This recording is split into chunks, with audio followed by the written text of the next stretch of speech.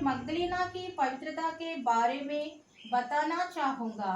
वह मसीहा की शिष्या थी। वह कोई प्रेमी था, पत्नी नहीं थी। कोई उसके चरित्र पर दोषारोपण करता है। वह एक प्रेरित थी। वह क्रूस और दफनाने के जगह पर खड़ी थी। वह मसीहा से मिली। कृपया उसके बारे में लेख देखें। लूका 8 चैप्टर 2 3 वर्सेस। और कुछ स्त्रियों भी थी जो दुष्टात्माओं से और बीमारियों से छुड़ाई गई थी, और वे थे है मरियम जो मगदलिनी कहलाती थी, जिसमें से 7 दुष्टात्माएं निकली थी, और हेरोदेश के भांडागारी खूजा की पत्नी यूहन्ना और सुसन्ना और बहुत सी अन्य स्त्रियां।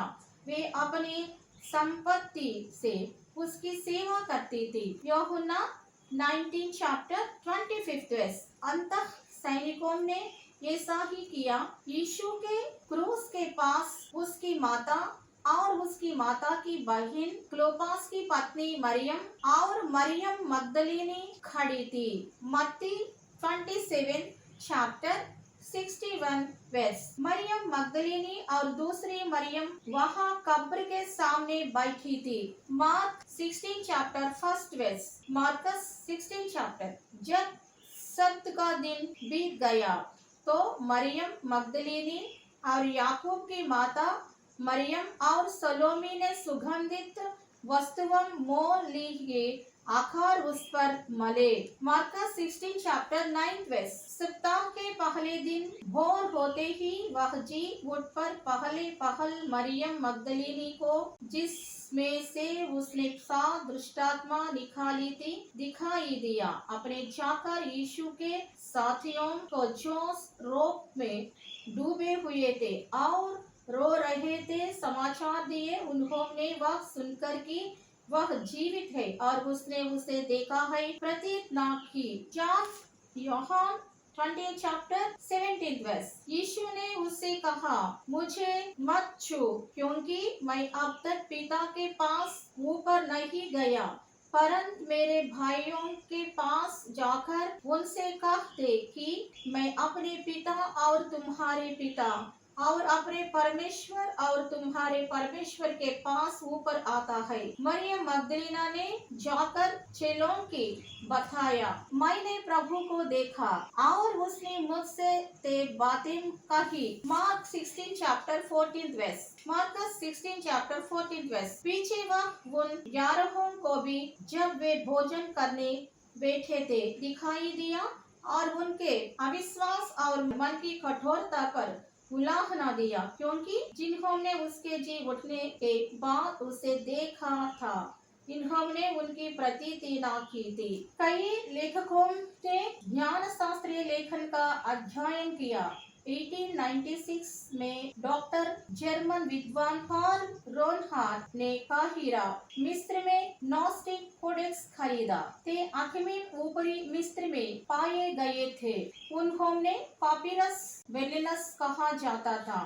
इसमें मेरी का सुसमाचार शामिल है, ज्ञान का अपोक्रिफल और यीशु मसीहा का सोफिया। 1955 प्रकाशन। नग हम्मादी संग्रह मिस्र में अक्सर इंचस में उत्खनन किया गया। उन्हें फिर से ग्रीक भाषा में भी थॉमस के सुसमाचार के अंश मिले।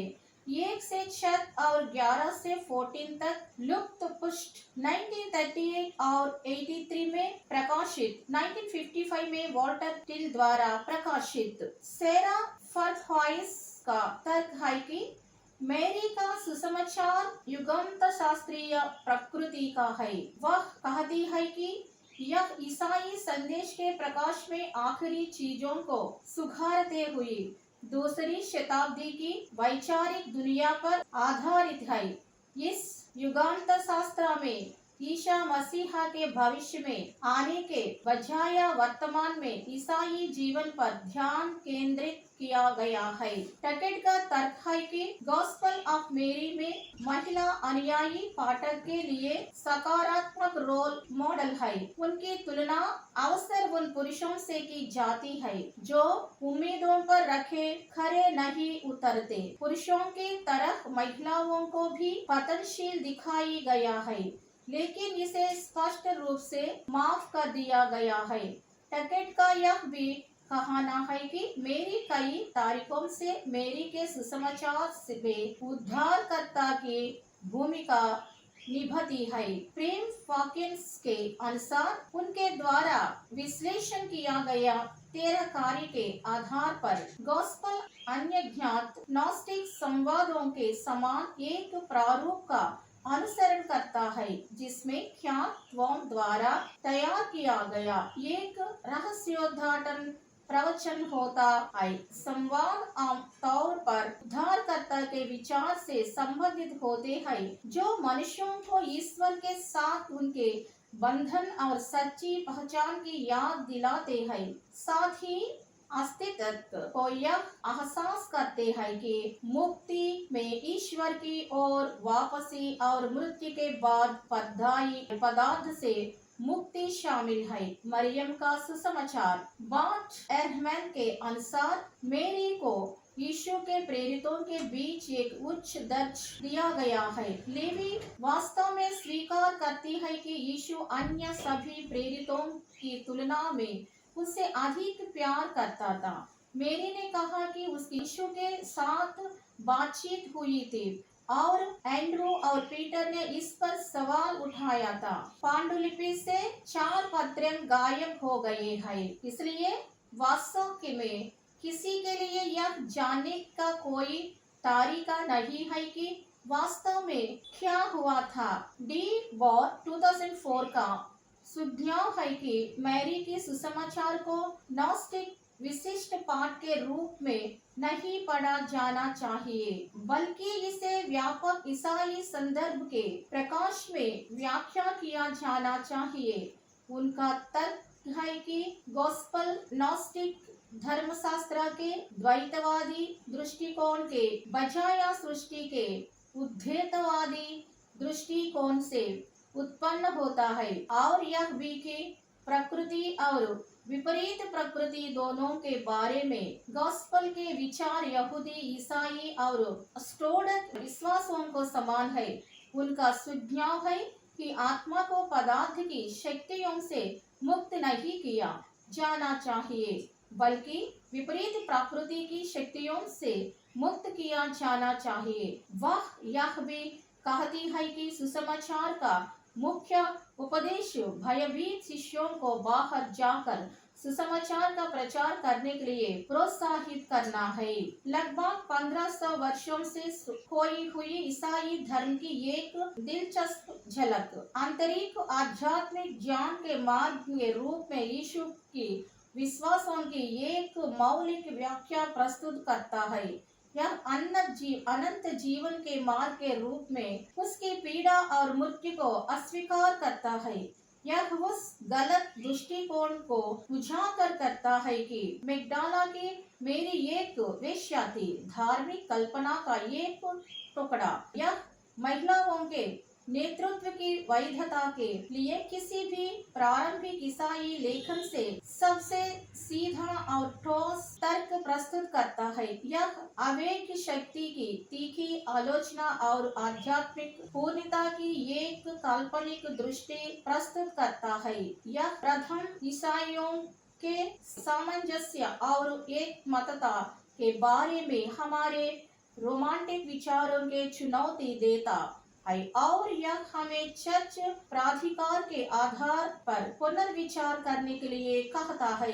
करेन king told all these things. He was an historian. मेरी मगलिने के कंकाल के सेंट मैक्पिस में ला सेंट बाउंड में होने की किंवदंती 13वीं शताब्दी के अंत में उभारी। कहानी यह है कि उस समय बेसिलिक के नवीनीकरण से पहली शताब्दी की कब्रों के एक श्रृंखला का पता चला। उनमें से एक में संगमरमर का एक ताबूत था। प्रोवेंस के तत्कालीन काउंट चार्ल्स द्वितीय ने कहा कि उन्हें खुदाई करने के लिए एक सपना आया था।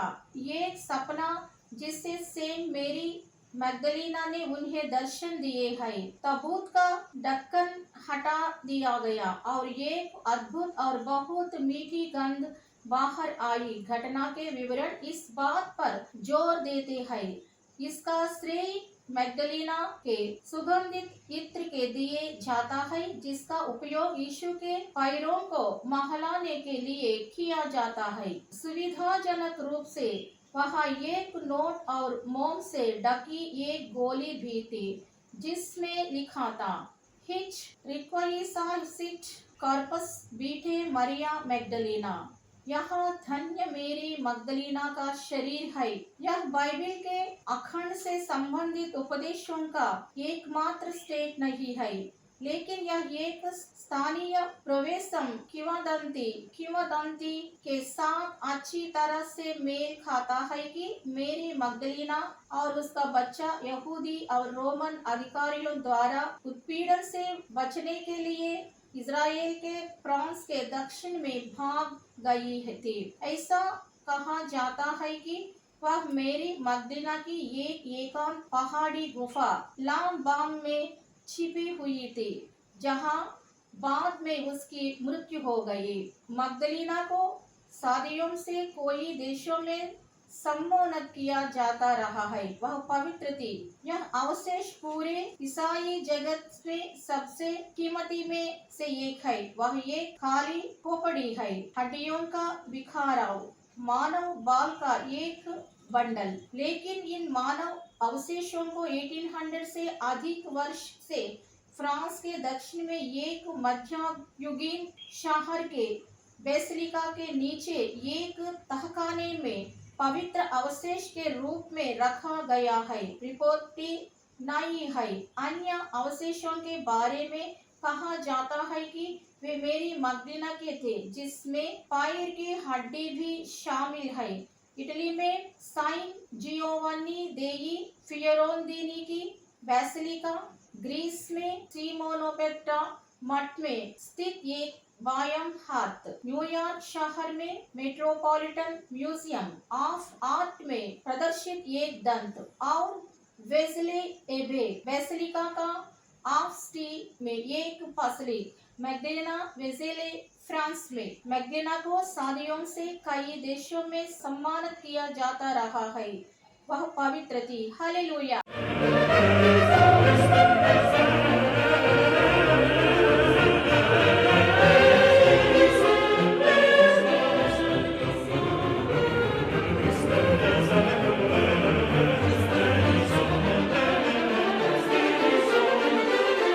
Let's